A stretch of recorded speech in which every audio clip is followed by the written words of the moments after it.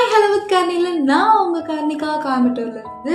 என்னால் பண்ண முடியாது, எனக்கு இந்த விஷயம் வரல அப்படின்னு நினச்ச ஏதோ ஒரு விஷயத்த யாரோ ஒருத்தங்க ஏதோ ஒரு மூலையில் செஞ்சு காட்டிட்டு தான் இருக்காங்க. How you ever thought about it? ஏன் அவங்களால பண்ண முடியும் போது என்னால் பண்ண முடியலன்னு என்னைக்காவது யோசிச்சிருக்கீங்களா? எங்கே மிஸ் பண்ணேன், என்னோட விஷயங்கள் ஏன் இப்படி தப்பாக போச்சு, இல்லை என்னால் ஏன் என்னோட கோலை அச்சீவ் பண்ண முடியல அப்படின்னு என்னைக்காவது நீங்கள் யோசிச்சிருக்கீங்களா? லைஃப் எப்படி நம்மளை கூட்டிட்டு போதோ அப்படி போய்க்கலாம், அல்ல அப்படின்னு விட்டுட்டீங்களா? ஸோ நிறைய பேர் அவங்க கோலை மிஸ் பண்றதுக்கு மெயின் ரீசன் இதுதான். So however life pulls you, you're just going behind it. So அப்படி இருக்கும்போது கண்டிப்பா உங்களால உங்களுக்கான கோலை அச்சீவ் பண்றதுங்கிறது அவ்வளோ ஈஸி கிடையாது.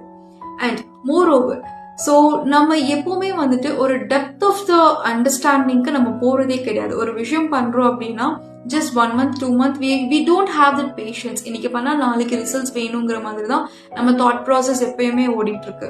So whoever it might be, you might be an entrepreneur or you might be a working professionals, யாரா வேணாலும் இருக்கலாம்.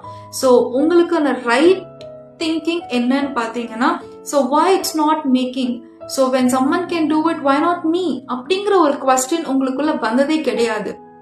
அப்படி வந்திருந்தா கண்டிப்பா you would have done research about it and you would have make it up.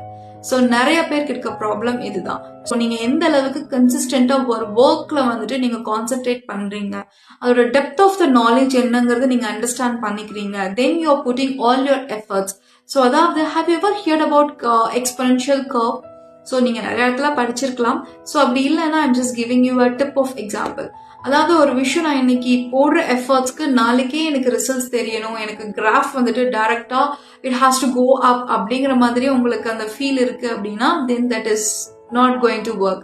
Exponential curve அதுதான். அதாவது நீங்க ஒரு விஷயம் நீங்க பண்றீங்க அப்படின்னா for a week, for a month it will be in the same progress, then it will rise up. So அதுதான் exponential curve. So இது காமனான ஒரு விஷயம். நீங்க எல்லா இடத்துலையுமே இதை உங்களால பார்க்க முடியும். ஸோ இப்போ ஒரு பிஸ்னஸ் ஸ்டார்ட் பண்றீங்கன்னா you cannot expect the profit from the next day. So obviously it take time like 2 days or 1 week or 1 month or might be a 1 year. So அதுக்கு எல்லாமே நமக்கு கண்டிப்பா பொறுமை ரொம்ப அவசியம். அட் த சேம் டைம் உங்களோட efforts. So just wait. உங்களோட ஐடியாஸை வேற யாராவது இம்ப்ளிமெண்ட் பண்ணும்போது how do you feel?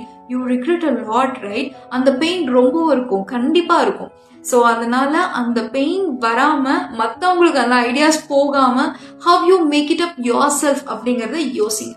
So இன்னும் நிறைய பேசலாம். Just stay connected with me. Signing off from Karnika.